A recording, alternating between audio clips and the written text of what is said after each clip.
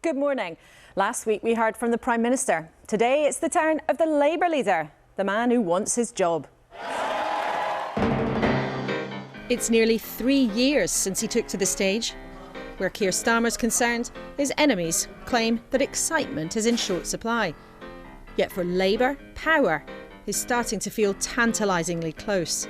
After 13 years of failure under this government, the British public, the British people are crying out for hope and change. Dilemmas haven't disappeared for Keir Starmer or Rishi Sunak, whether on strikes or Scotland, where there's a constitutional clash brewing over the vexed question of trans rights. The Gender Recognition Reform Scotland Bill is passed. The next. With the Prime Minister pondering blocking a controversial new Scottish law. If a new law is passed that does impact the rest of the United Kingdom, it is important that the UK government receives advice on that before deciding what to do, if anything. But we have one big question this morning. Is Keir Starmer ready for the job? He's here with us live this morning. Sir Keir Starmer, who wants to be your Prime Minister. Fed up of the train strikes, Mark Harper, the Transport Secretary, whose job it is to get things running, is here with us too. And with me at the desk, the hero-villain of the drama Succession, the Emmy Award-winning actor Brian Cox, the former Minister, now head of the Women and Equalities Committee at Westminster, Caroline Nokes, and the economist and banker, the boss of NatWest, Sir Howard Davies.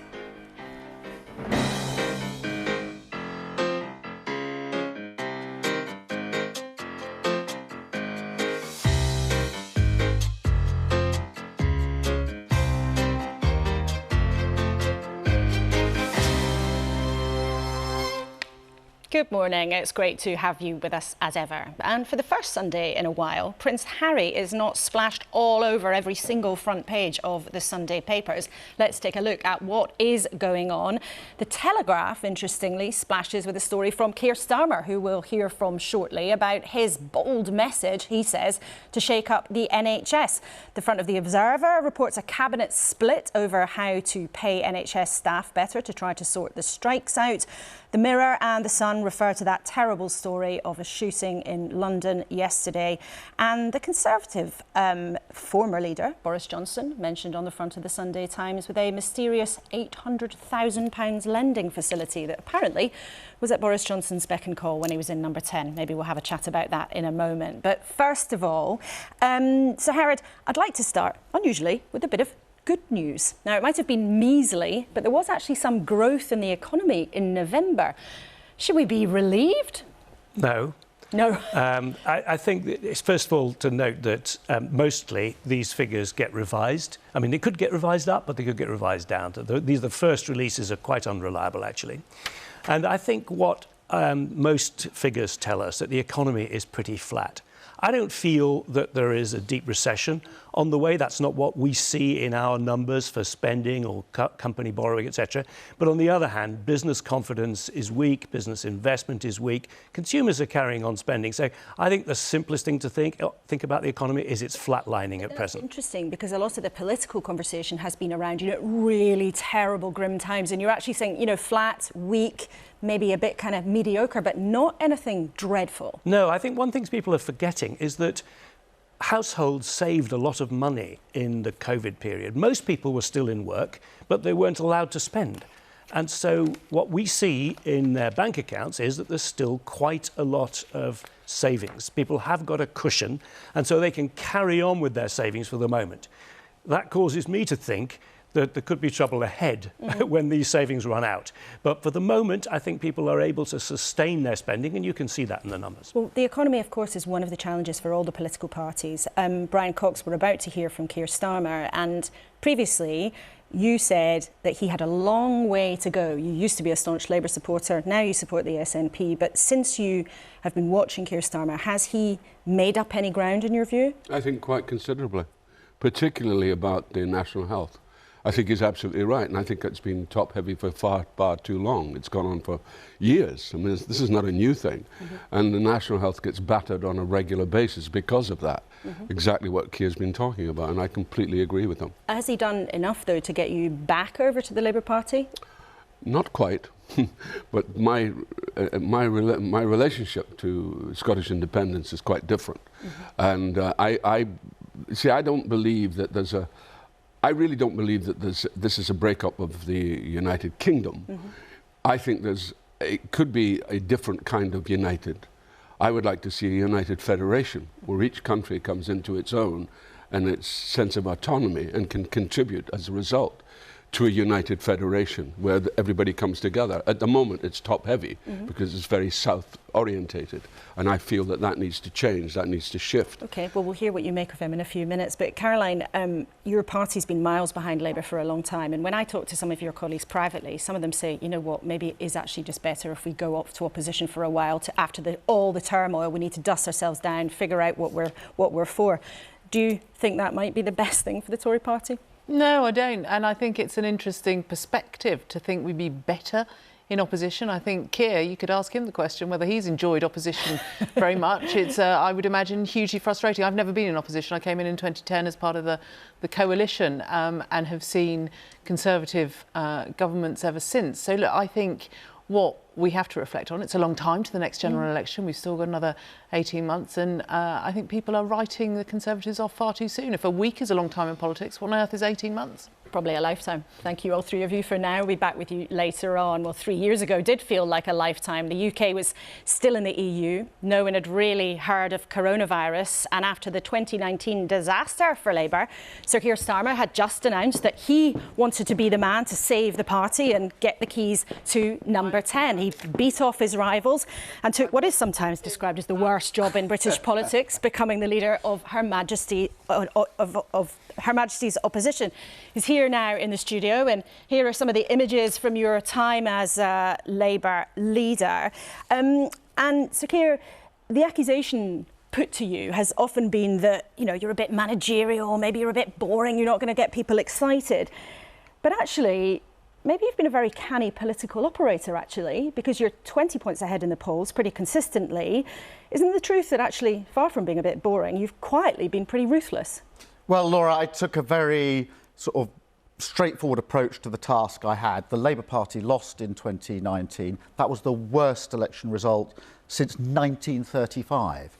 And many people thought that it would be impossible for the Labour Party to come from that defeat into government.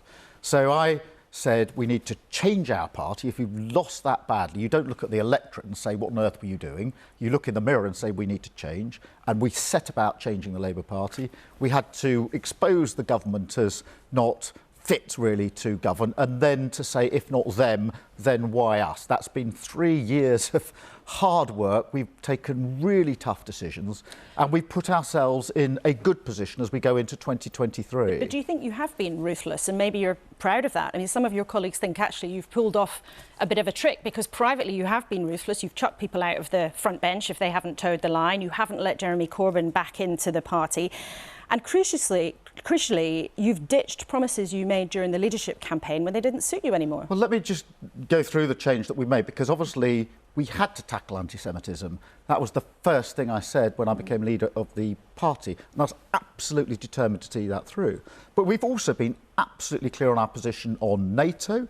A proud member of NATO. We've changed fundamentally our relationship with business, and we are a changed Labour Party. But I don't think anybody looking in would. Of course, we've had to be ruthless, and those changes we made, whether it's anti-Semitism, whether it's NATO, whether it's the relationship with business, of course we had to be ruthless and to be absolutely clear.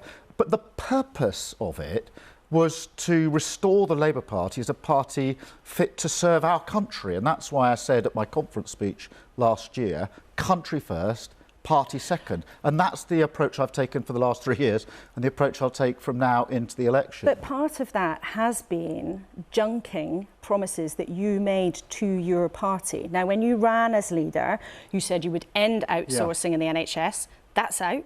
You said that you would abolish the welfare payment, universal credit. That's out.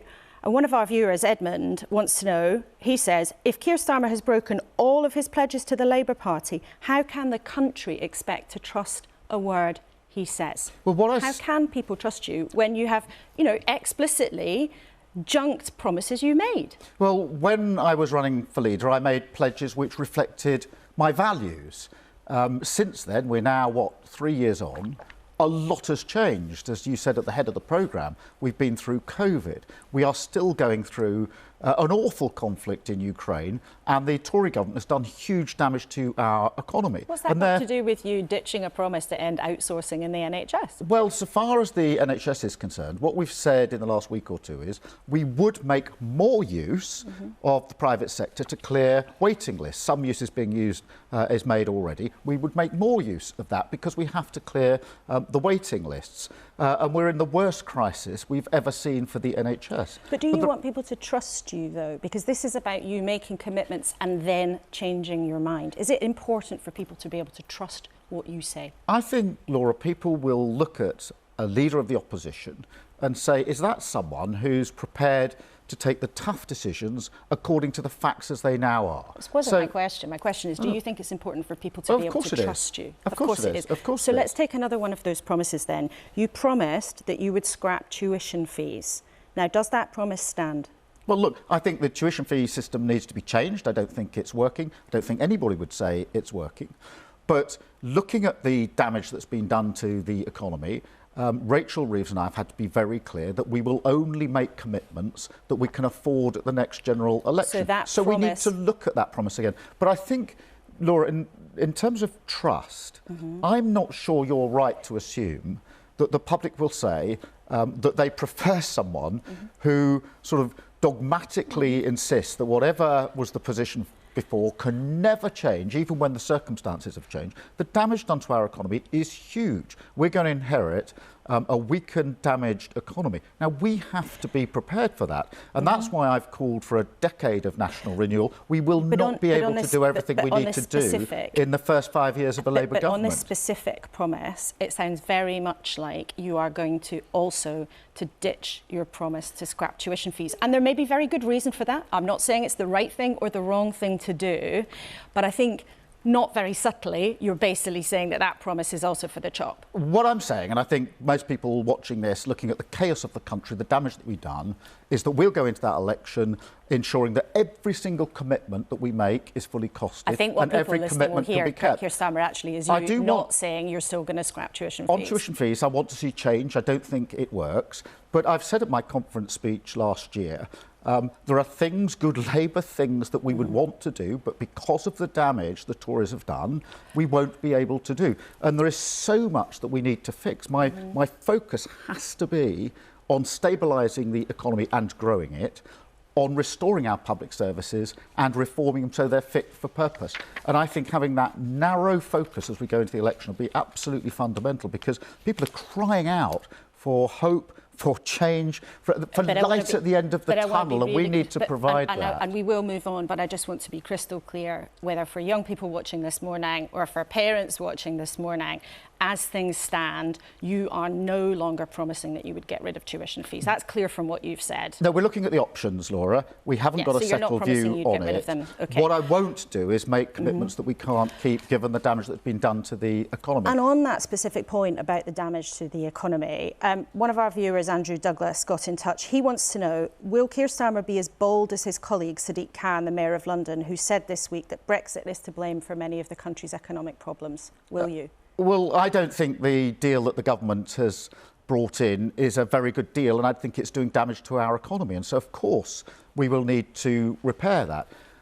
There's no going back into the EU. There's no go back into the single market. But I do think there's a case for a closer trading relationship with Europe. I absolutely think there's a case for fixing the protocol in Northern Ireland. I made a speech about that this week. And you were there this week. I absolutely think there's a case for closer cooperation on security. I think the Ukraine conflict has showed that the EU, the UK and NATO working together can have a closer relationship. Black and white. So there are things we can do to improve the situation we're in. But that doesn't mean going back to the EU. It doesn't mean going back into the single market. And you've said many times you don't want to have the argument again. I think a lot of people watching might think that they don't want to have the argument again either. A closer trading relationship, for example, would do a lot to improve our economy.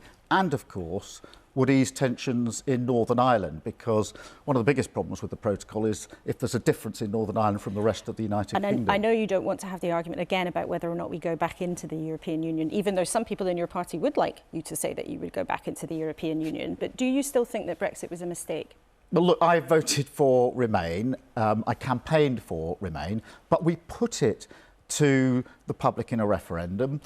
They voted to leave. We have left, and now we have to make it work. Do you still think it was a mistake? Because you were campaigning to overturn the result. So unless you've had a personality transplant since 2016... Well, of course I wanted a different result. Of course I did. That's why I campaigned for Remain. I wanted a different result in all the elections we had. That's why I want to win the next general election. But I'm focused on the future. We have left.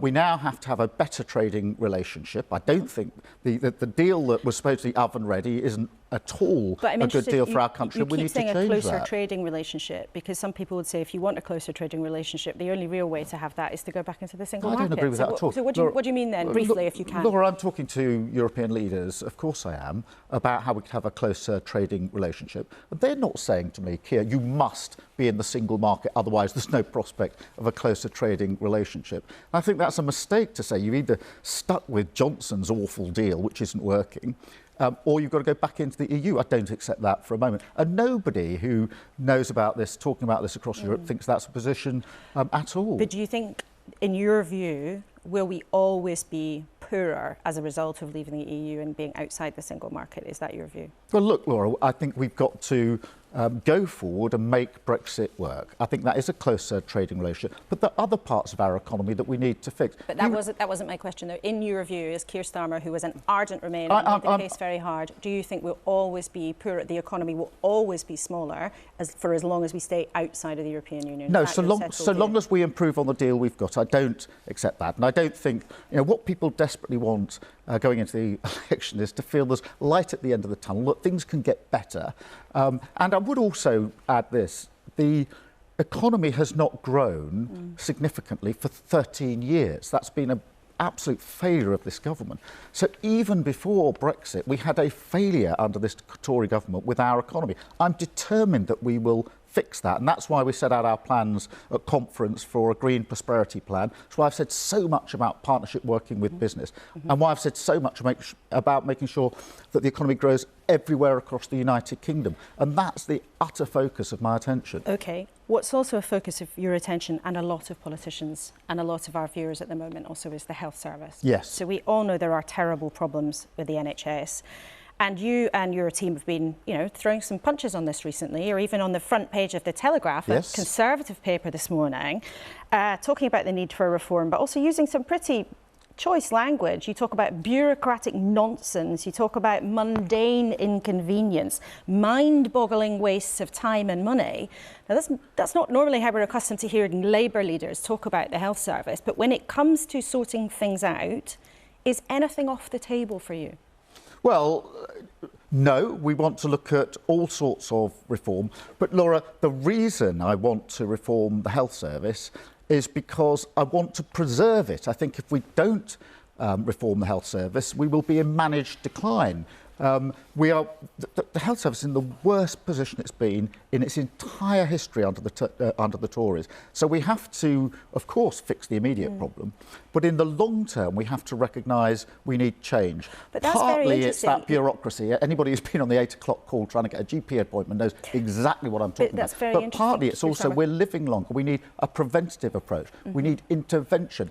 It will always have to be free at the point of use. It, of course, should be a public service, but that doesn't mean we shouldn't use effectively the private sector as well. But that's very interesting. You say nothing is off the table, but it still must be free at the point of use. Can you ever see a way to the funding operates? Some people say actually we should move to a social insurance kind of model. No, look, free at the point of use is the founding principle for the NHS, and it's absolutely fundamental to me. But my strong view, I've been a reformer of public services for a very long time. I obviously ran a public service for 5 years, the Crown Prosecution Service, and I could see that we needed to reform. And we did reform. We made huge changes when I was Director of Public Prosecutions. There will always be people who say, don't change, keep it as it is. But actually, it's only those people who are bold enough, courageous enough to change our public services that genuinely believe in our public services. And for me, it's not the private sector that is the reform we're looking for.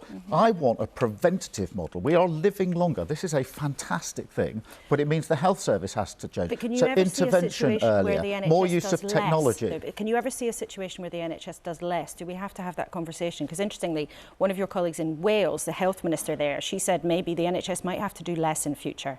Well, in some cases, I do hope that we can lift the burden. One of the proposals we've put forward is, would it not be possible to consider self-referral so that individuals don't have to go to a doctor, use up a doctor's time in order to get referred to specialist help? If you've got back pain and you want to see a physio, it ought to be possible, I think, to self-refer. If you've got internal bleeding and you just need a test, there ought to be a way that doesn't involve going to see a GP. So we do need to lift the burden, but we also need to change. But, you know, this is one of the things going into this year that I've charged my team with Wes Streeting. I said, look, if the NHS is to survive, I need you to come up with proposals for reform.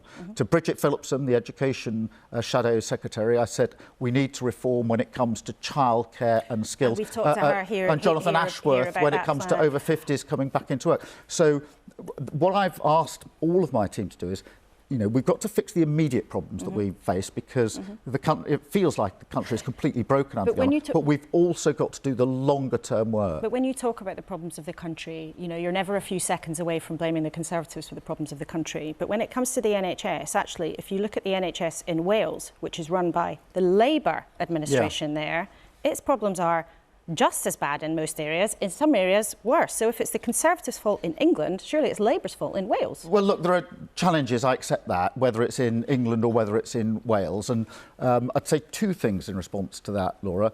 The first is that the real comparison, now we're 13 years into this government, ought to be with the 13 years of the last Labour government. And under the last Labour government, what you saw for the NHS was investment was up, waiting lists were down, nurses had fair pay and they weren't on strike. So there was a massive difference between these 13 years and the previous 13 years. But let me, you know, there are short-term issues that we need to do. We've got to get through this winter of crisis. But and this was a speech I did 2 weeks ago. My sort of New Year's speech was to say that we've got to get away from what I call sticking plaster politics, which is where we just fix the immediate problem, but we don't do the long-term strategic work to reform and change, whether it's the economy, whether it's public services. And that is self-defeating. We've had 13 years now of worse and worse winter crises for the NHS. If we don't do the long-term work, we'll have another crisis next winter, another one the winter, and that's not good enough. And so you're saying there's a lot of things on your list that you would like to fix. There's a lot of things on our list also to get through. Just before we move on, just a very straightforward answer, please. We asked the Prime Minister last week. I'll ask you today. Have you ever used private healthcare? No. Ever at all? No. OK, let's move on. Now, if you are Prime Minister, if you win, you get the keys to number 10, would you allow people to change their gender without a medical diagnosis, to do it more quickly and to bring in a system of what's known as gender self-identification? Well, I think we need to modernise the process, and we're looking in the Labour Party what that process should be. I start this discussion with two premises. Firstly, I think the British public are respectful and tolerant. And secondly, I think that, you know, it's obvious that 99.9% of women, the issue is biological. There have been huge strides in women's rights, led very often by the Labour Party.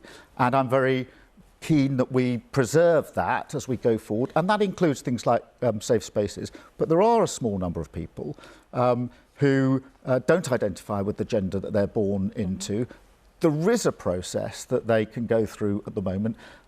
There are indignities in that process that I think can be improved through modernising the legislation. So you want to but what I don't want to get drawn into is the usual toxic political football that this always seems to become. And far from it, we want to have a respectful conversation about this, but our viewers have been in touch wanting to know what your position would be. So would you, as the Scottish Government has done, as Scottish Labour voted for, would you introduce or look to introduce a system of certification? We want to modernise the system. We're looking at what the options are. There are all sorts of different definitions in relation to self-certification. I mean, so far as the Scotland provision is concerned, I do have concerns about, one, the age of transition reduced now to 16, and we put amendments forward in relation to that, and also the primacy of the Equality Act, which is very important when it comes to things like safe spaces. To explain to our viewers, though, Scottish Labour MSPs in the Scottish Parliament backed that system in the last couple of weeks. They supported it. Were they wrong to support it then? Well, that was a matter for Scottish Labour. Laura, I'm telling you what the position is in relation to the whole Labour Party. Our position is that we want to modernise the legislation and to make sure that some of the indignities that are there in the process are taken out of the process. And when I say, look, for 99.9% of women, it is biological and their rights must be preserved. Equality is very important to the Labour Party. Most people say, I agree with you, Keir, on that. When I also say, but there is a small number of people born with a gender they don't identify with, and they need to be treated with respect. Most people, actually, across the country say, well, that seems a position I can support as well. And you have made that point.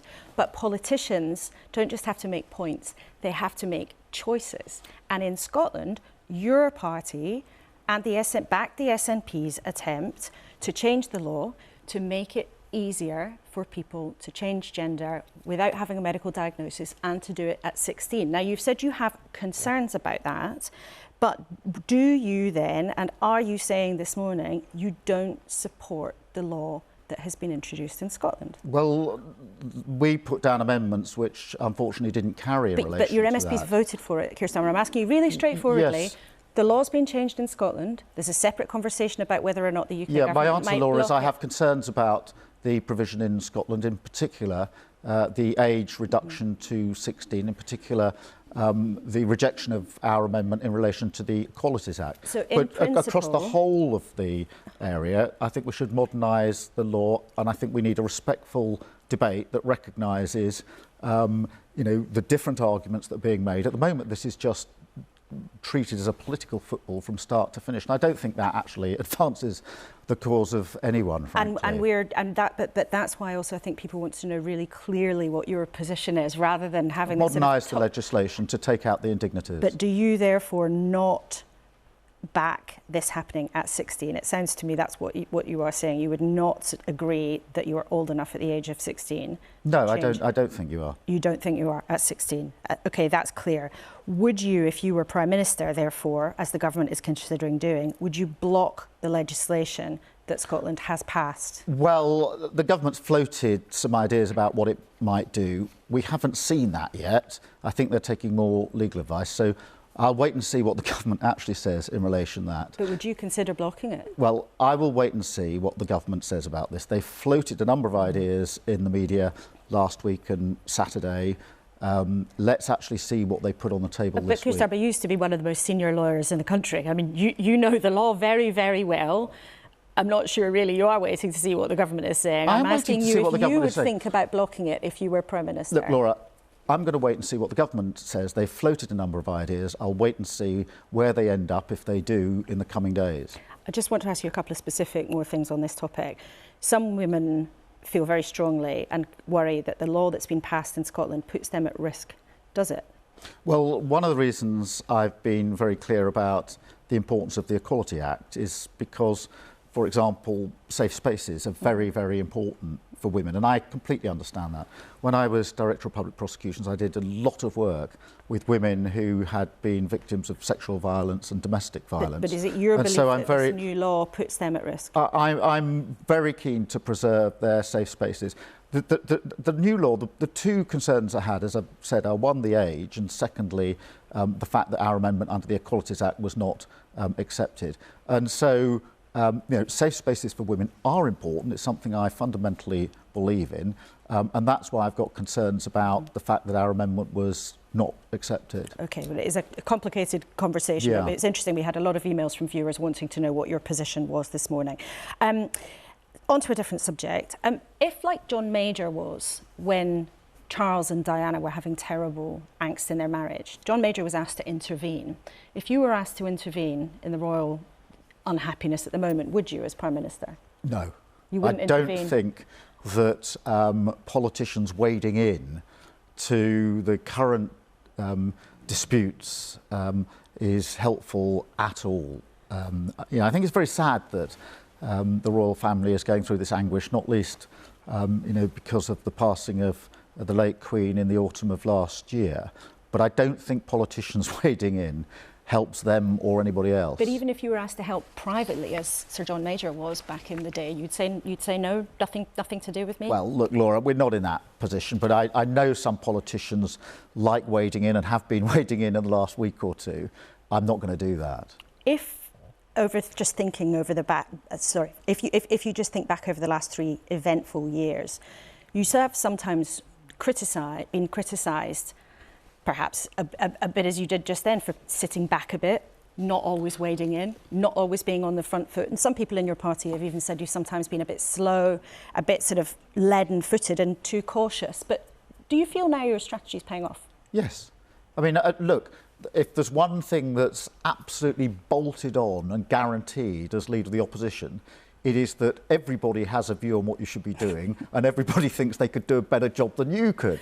And so I've had no end of advice and continue to get no end of advice. Well, you get everybody saying, oh, if only he did that, it'd be better if he did that.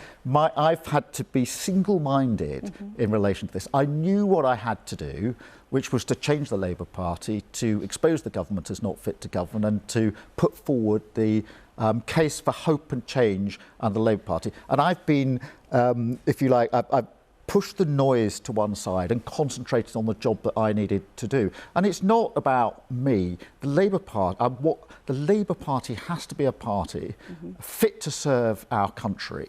And it is now a party fit to serve our country. But we also have to answer not just the short-term problems that our country is facing, but the long-term issues as well, to bring about the change that we need for our country. So Keir Starmer was the tortoise, not the hare, who now thinks he's going to win the race? Well, look, Laura, you can pick whatever description, and I've seen plenty of descriptions. And frankly, it's water off a duck's back. I know what I've got to do. I'm not doing it. A duck, not a tortoise or a hare. We're having like an at-home menagerie this morning. When I was a child, I didn't dream of being Prime Minister. When I came into Parliament, I didn't dream of being Prime Minister. Really? For me, no, not at all. This is duty. This is the obligation to serve our country and to improve the lives. And we were talking earlier about being in opposition. There's nothing worse than being in opposition. I've been in opposition all the time I've been in Parliament. That means we vote, we lose, we don't change lives. We need to be a party capable of going into power. I've been utterly focused on that. And people, from day one, people were saying to me, oh, Keir, put out your bold ideas now. Don't, concentrate so much on changing the party. Wrong. So I've persevered. I've had a strategy. I think we've been vindicated. I know there's a long way to go. I tell the Shadow Cabinet every time we meet to fight like we're 5% behind in the polls. Every vote has to be earned. If you think of what's happened in the last year, a lot has changed. A lot will change in the next year. So, if other people will let me, I'm going to carry on with my focused, determined approach that will get us, I hope, from the worst election result since 1935 into a position where we can form a Labour government at the next election. That's my last question, really. Do you have a concern that there is a risk of being overconfident? There is a risk of it, but I'm absolutely determined that we won't take that risk. And so earn every vote, make the case to serve our country and fight like we're 5 points behind in the polls all of the time. OK, Keir Starmer, thank you very much for coming in. We'll see what happens with those polls in the next few months. It's never quiet in British politics. Thank you very much for coming in. Now, let's dissect that a little bit with our panel who've come in to be with us today for the hour to help us decode what's really going on. Howard Davis is somebody who used to be a deputy governor at the Bank of England. You now, I think, are responsible for £25 billion at NatWest. What did you make of what Keir Starmer said about the impact of Brexit on the economy? He was a bit reluctant to sort of point fingers at it being part of the problem, although maybe he got there in the end. What did you think? Well, I guess his problem is that if he isn't planning to take us back into the single market or the EU, then accepting the economic consequences sounds a little bit negative. But I think the reality is that the economy is smaller almost all economists believe that the economy is about 5% smaller, or will be over a period of 5 years or so.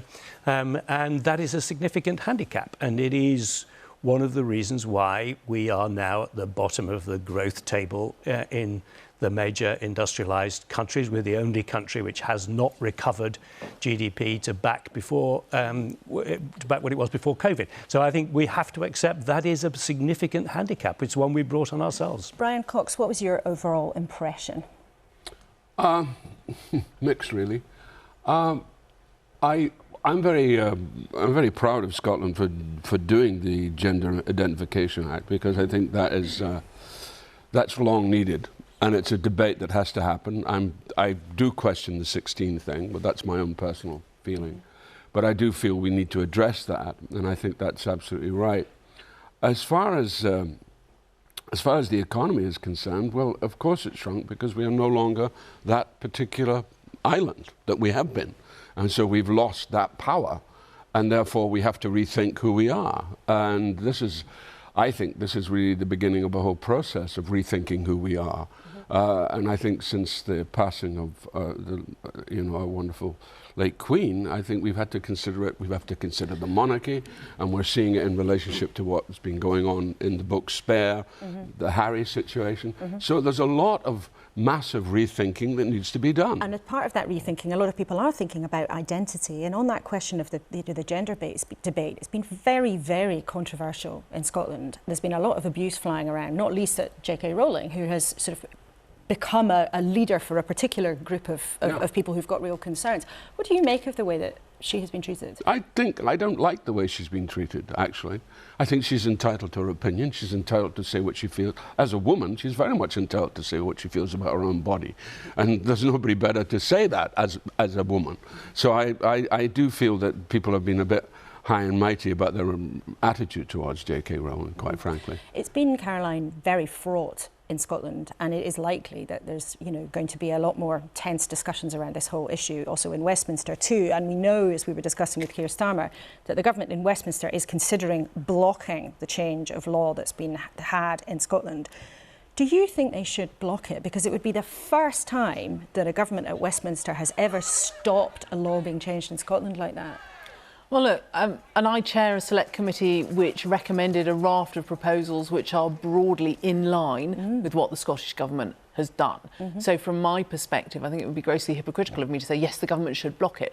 But there are real legal and constitutional implications of this. I think using Section 35 of the Scotland Act on this particular issue, to slam the brakes on. It absolutely looks like an odd issue to pick your constitutional fight over. I think it's really important to reflect that whilst all sorts of toxic allegations are thrown around in this debate, from turf used as a term of abuse on one to some really quite aggressive tactics from those who are very passionately committed to additional trans rights on the other, the vast majority of people are right in the middle.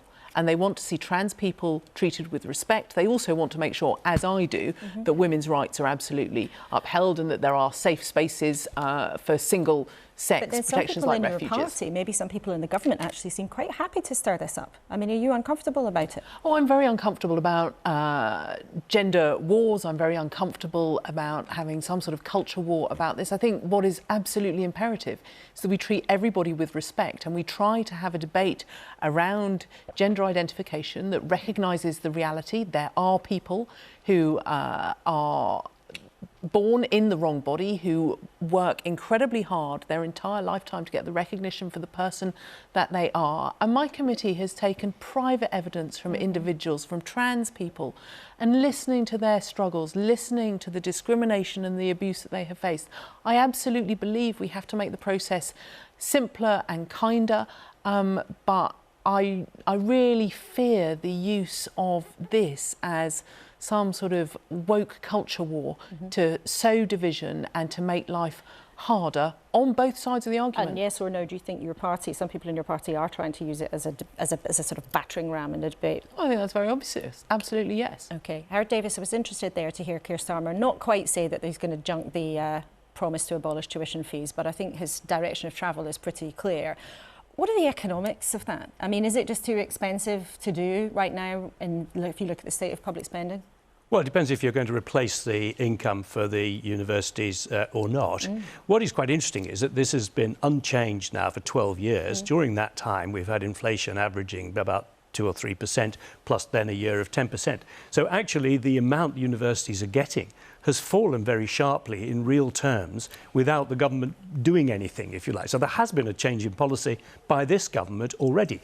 But if you were to remove all of that tuition fee, then and replace it all with government spending, that would be very difficult to afford given the fiscal profile. So I think I can understand why he's a bit cautious now about saying I'm going to can all this, because since the Truss Kwarteng adventure and what we realised that there were some constraints on how much the government could borrow, spending all that money is looking hard. OK, well, they might be gone, but they've certainly got a legacy in how it's changed the political debate. Brian Cox, you said there that you were proud of how Scotland has changed the law on gender recognition.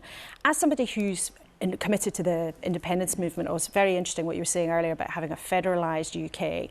Are you frustrated that Nicola Sturgeon may be going back on her promise to use the general election as a referendum? You know, you're a fellow Scot, so you understand the word canny. I do understand the word canny. And I think she's being very canny, and I think she should be canny, given the situation. And it's a hot potato. It's been a hot potato for a long time, as gender identification is. So I think she's following the right course. If you consider what happened in what happened in the Catalan referendum, in which Spain, where they part of the country wanted independence. And it was an illegal referendum, and they suffered as a result. So she has to be very, very careful that we are doing it the right way. But there's real frustration among some SNP members and supporters. You know, she had this sort of smiley meeting with Rishi Sunak this week, and then she's talked about having the general election as a de facto referendum on independence, but actually now that might be the Holyrood election the year after. There are some people in the movement who think it's kind of on the never-never, and they're frustrated. Of course they're frustrated, and they have every right to be frustrated. It's a very frustrating situation. We are trying to get an independent country, and it's an impossible task. But it's a task. Well, it's not impossible. It seems impossible. I think it's possible. Sorry, that was a wrong phrase of mine. No, I think it's possible, but it seems overwhelming in a way. And I think I think Nicola's the right person. She's done a great job, and I think her canniness is what will actually get us there in the end. But if we went like a bull in a china shop, we could be it could damage us. So we have to be very careful about it, and we have to pursue what we want, what we need, what we feel our country needs. And this is what's interesting about these debates. It's very interesting the way Keir then sort of said, well, that's the Scottish Labour Party. And I thought, well, I always thought that was the same party. And of course, clearly, there are different problems that are in Scotland, as in Wales, as in Ireland, than there are in England. So, and it's these problems that are not... Yeah, exactly. And they're not actually being recognised for what they are. OK. Caroline, one thing that some people might think is mission impossible, but the newspapers talk about a lot, and some of your colleagues talk about a lot, is a comeback, possibly, from Boris Johnson, who's in the Sunday Times today with this financial relationship where apparently he had a sort of credit facility of £800,000 with somebody who was a distant member of his family. Is it possible, in your view, for him to come back? Or what would you say to colleagues who are trying to stir the pot and make it happen? Oh, look, I don't think you can legitimately bring back a Prime Minister, have another Prime Minister without a general election. I would caution colleagues to look at the polls and decide whether that's a good idea. Look, Boris was a particular politician for a particular time. He did a brilliant job in 2019. Even Keir earlier acknowledged what a disastrous result that had been for the Labour Party. But now is not his time. We need sensible, grown-up politicians who are going to tackle the issues that the country is facing with determination, with, I would argue, with thought and with careful policies. And I think that's exactly what Rishi has put in place. Fair to say you were never a fan of Mr Johnson, but your colleagues who are trying to bring him back, what would you say to them, and what are they up to? I would say that their actions are destabilising the party. We've got 18 months before the general election.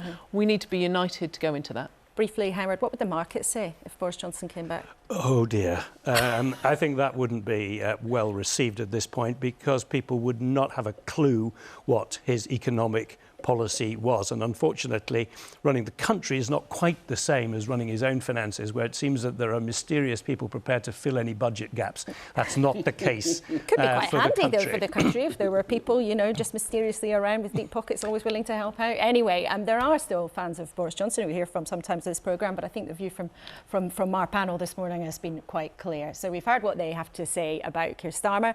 And of course, we want to hear, as ever, from you. You can email us, as ever, kuenssberg@bbc.co.uk, or use the hashtag BBC Laura K on social media. And always, there's tons on the BBC News website, also with analysis of our interviews on the programme today. Now, it's not easy for Labour or anyone to work out how to cope with widespread strikes, but sorting them out is, of course, the government's job. And the train strikes are perhaps the longest running and the most bitter. It looked at one point this week like the government might come to an agreement with the train drivers' unions, ASLEF, but it didn't last.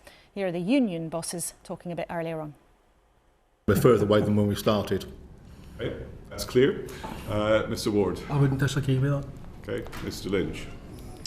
I wouldn't be able to say. It depends on discussions. I'm not going to use a scale, but we haven't got an agreement, and until we get an agreement, we're not close to it, really. Well, are we close to it or not? Let's ask the man who knows, the Transport Secretary, Mark Harper, who's here. Could there be a deal this week? Well, look, I don't want to put an artificial timetable or deadline on it, but I mean, look, since I became Transport Secretary, what I've tried to do is change the tone of the discussions. I sat down with each of the union leaders, the three that you saw in that clip there, and tried to set up a way we could actually get to a solution. And myself and the Rail Minister have been facilitating negotiations, and I think it's right that those detailed talks to thrash out a deal take place between Network Rail, the train operating companies and the trade unions, and I very much hope that they can do that. But do you feel a bit cheerier though? Because the last time you were here, it seemed pretty much like there was, you know, you were banging your head on one side of a brick wall and the unions were banging their head on the other side of a brick wall. I mean, are you optimistic now? I think it'd be fair to say, look, we've got talks underway. There's been some detailed talks this last week between the RMT and Network Rail and the train operating companies. There are more talks to come, and that's how ultimately you get a deal. And it's really important we get one, both for the travelling public, people on the railway, but also for the taxpayer. And can you, though, confirm what has been widely reported is that there is a higher pay offer that's been put on the table? And I ask this, I know you won't want to confirm specific detail, but can you confirm that more money has been put on the table? That's been widely reported, Mark Harper. Well, look, I made sure after I met the trade union leaders that there was a better deal on the table for rail workers. But remember, there's another side to it, which I think we've talked about before, which is also it's important that we get generational reform, both on the maintenance side of the operation for Network Rail, but also for the rail companies. I want a proper 7-day railway where you don't have to run a rail service by depending on the goodwill of people turning up on their days off. I want a reliable railway, 7 days a week, that passengers can count on, and that way we'll be able to recover some of the reduction in volume of passengers that we've seen since the pandemic. But with that desire for reform and what I think you've confirmed is more money on the table, again, are you optimistic that there could be a deal this week? Well, look, I hope there'll be a deal. I'm not going to put an artificial timetable on it. I think as soon as you start putting artificial deadlines on things, you tend to end up with a bad deal. But look, I think both the companies and the rail unions are keen to reach an agreement, but we've got to see if they can hammer out the detail. But that's for them to do.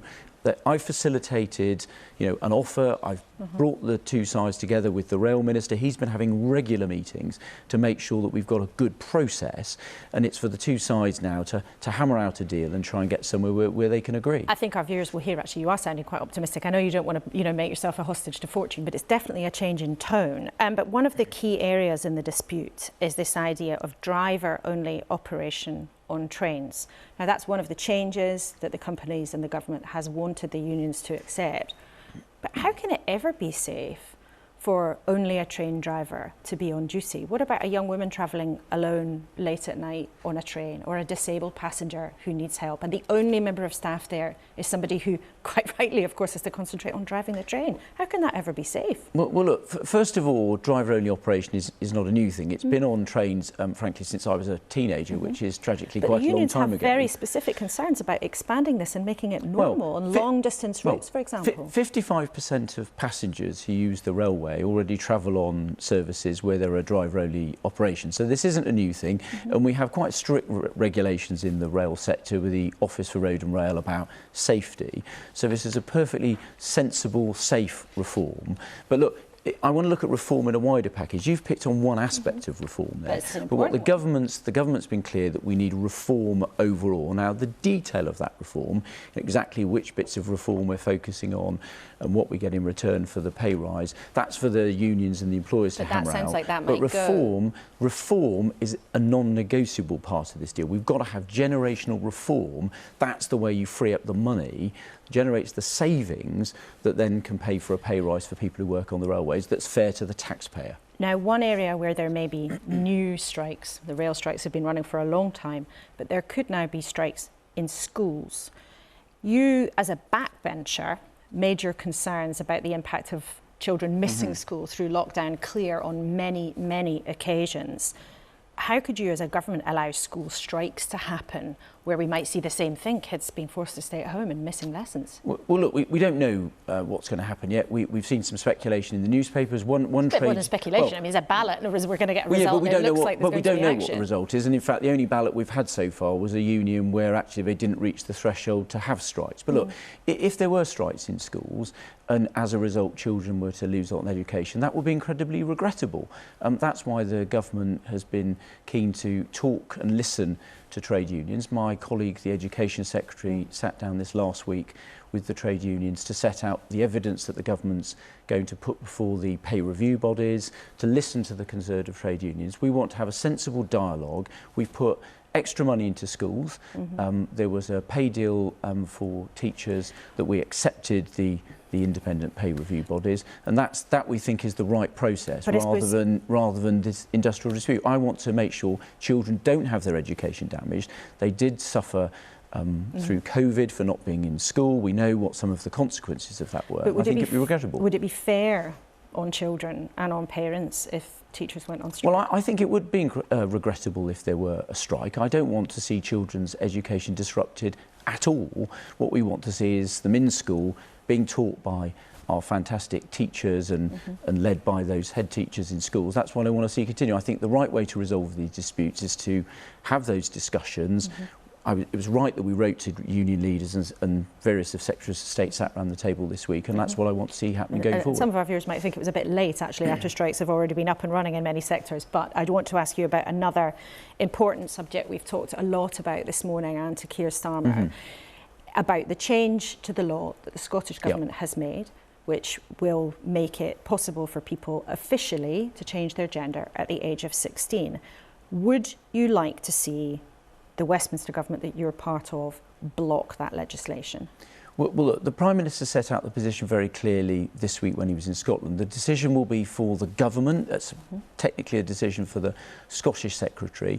And one of the things we're waiting to see is some detailed legal advice about the impact of that legislation on the rest of the UK. As came out in your interview, what we have to do when any piece of legislation is passed by the Scottish Parliament is look at the impact on the wider legislative picture in the UK. So we're waiting for that detailed legal advice, and then the government will take a decision based on that legal advice. And I understand that final legal advice will land with the government tomorrow, but on principle, do you, as an individual politician, think that it is right that people should be able officially to change their gender at the age of 16 without a medical diagnosis? Do you believe that's correct? Well, look, that was a decision that the Scottish government said. That's not what. Their decision, but I'm asking you on principle, though. We're not proposing to make those changes for England, but what we have to do is make a decision about whether that legislation impacts on legislation elsewhere in the UK, and one of those pieces of legislation, for example, is the Equality Act.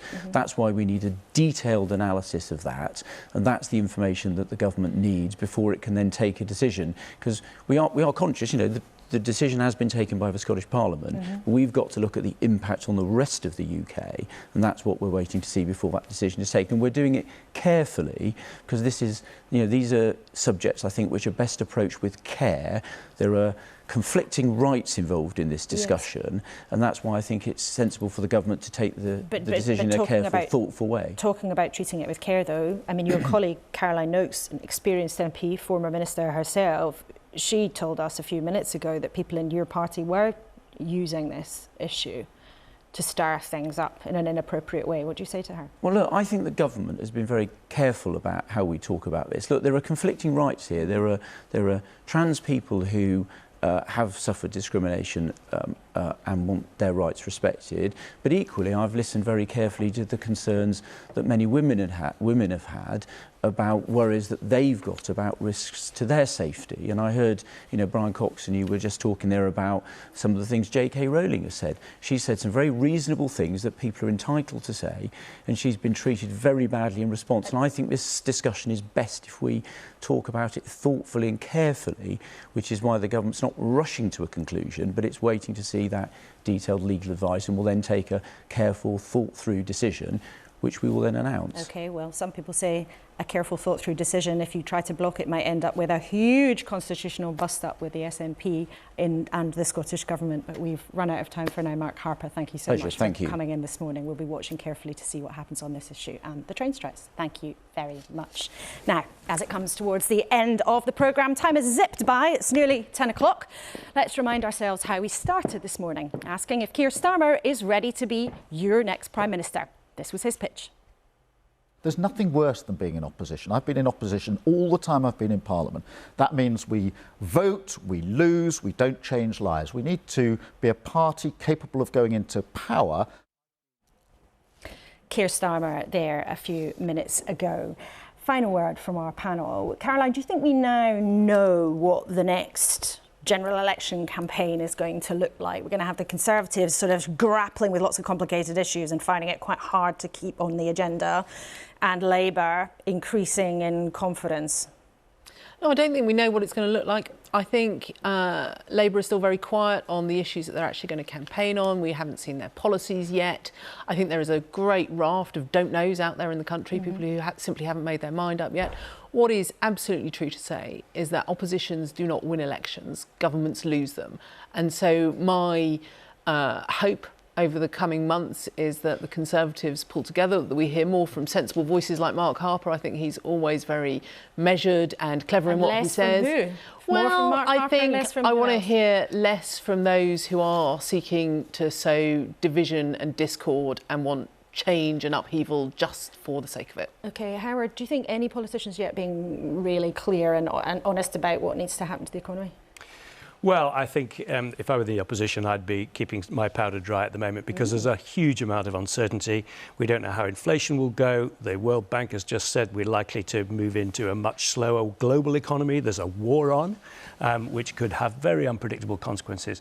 So I think I would be pretty cautious about saying what I would do in an election in 2 weeks' time, never mind in 18 months' time. But yes or no, do you think taxes are going to keep going up whoever wins because of the situation we're in? Yeah, I think so, because I think the flexibility the government has got whilst meeting a fiscally stable position over a medium term is very small. OK, well, that might be bad news, I'm afraid, for viewers for their pay packets. They might see more going out of it from tax. But Brian, can you close us with something to look forward to? The new series of Succession is coming soon. Can you spill what terrible, nefarious acts Logan Roy gets up to? I have signed so many NDAs. We won't tell anyone. It's only the three of us. I'm not allowed to say a thing, you know. My job is in jeopardy if I do. Is it good, though? I think it's all good, and I think it's going to be pretty exciting, but that's it. OK, well, that's it also from us this morning. Thank you, all three of you, so much for coming in and spending the last 60 minutes with us. In the last 7 days, we've heard on the programme why the Prime Minister and the Leader of the Opposition think they deserve your vote. Keir Starmer increasingly seems to believe he can win focus on using this chance that the Tories' turmoil has given him and his party, and whether or not people are really up for bold reforms to the health service. And Labour is carefully trying to piece together its pitch to you, which will grow over the coming months. But poll leads can disappear in a flash. Some of Sir Keir's critics on his own side reckon he's not grabbing the opportunity firmly enough. And for all the angst, Rishi Sunak, as we've heard from Caroline Noakes, is not going to just chuck it all away without a fight. The general election is strangely both near and far. But with a clash coming over the Constitution and our culture, this time next week we hope to speak to Nicola Sturgeon, the SNP chief, in the next of our leader interviews. But until then, please let us know what's on your mind in all the usual ways, and you can catch up with anything you missed on iPlayer as always. Until then, thanks for watching, have a great week, and I'll see you next time.